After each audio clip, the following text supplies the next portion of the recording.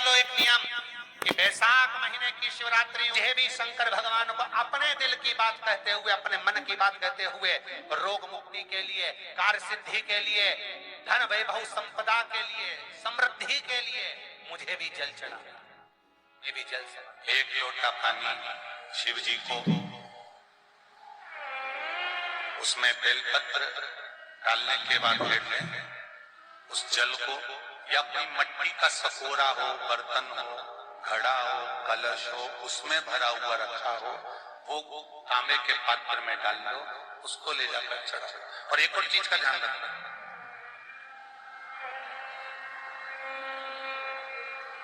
अगर असाध्य रोग, जैसे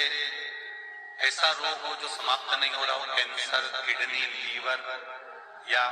किसी का डायलिसिस चल रहा हो, या लीवर काम नहीं कर रहा हो, या शरीर की कोई हड्डी जुड़ नहीं रही हो,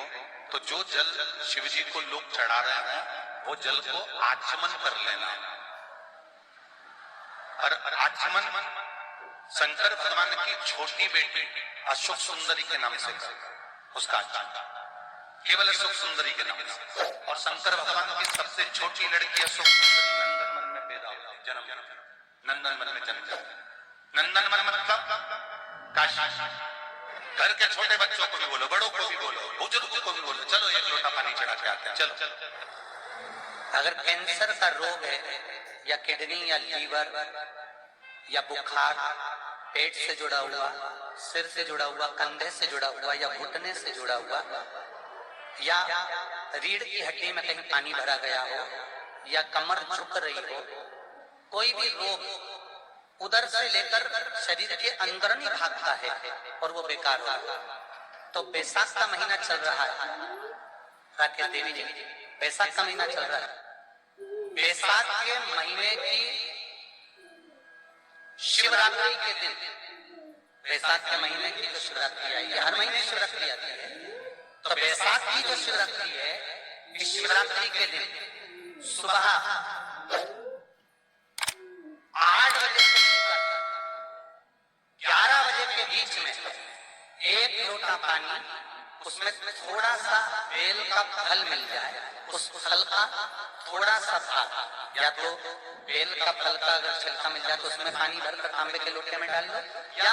बेल का फल नहीं मिले तो बेलपत्री को लेके उसमें डुबो दो और डुबो के बेलपत्री को बाहर निकाल दो। वो पानी भगवान शंकर को शिवरात्रि के दिन, बैसाख महीने की जो शिवरात्रि है, बैसाख के महीने में प्रत्येक महीने शिवरात्रि आती है, बैसाख के महीने की शिवरात्रि के दिन सुबह 8 बजे से लेकर 11 बजे के बीच में शंकर भगवान को अपना रोग और बीमारी शंकर भगवान को जल समर्पित कर आ जाओ। बाबा पर विश्वास रखकर चढ़ाना, धीरे धीरे ठीक हो जाओ। शिव भगवान शिव की सुबह के समय जाता है। और अगर बेलपत्री का पानी नहीं मिले तो मिट्टी के पात्र का पानी, आपको कथा में कहा मिट्टी के पात्र का पानी, वो भी शंकर भगवान को समर्पित कर सकते। जल बैसाख के महीने में शंकर पर शीतल जल समर्पित कर देने से शरीर के रोग समाप्त हो जाते हैं, वो रोग टिकता नहीं। शीतल जल,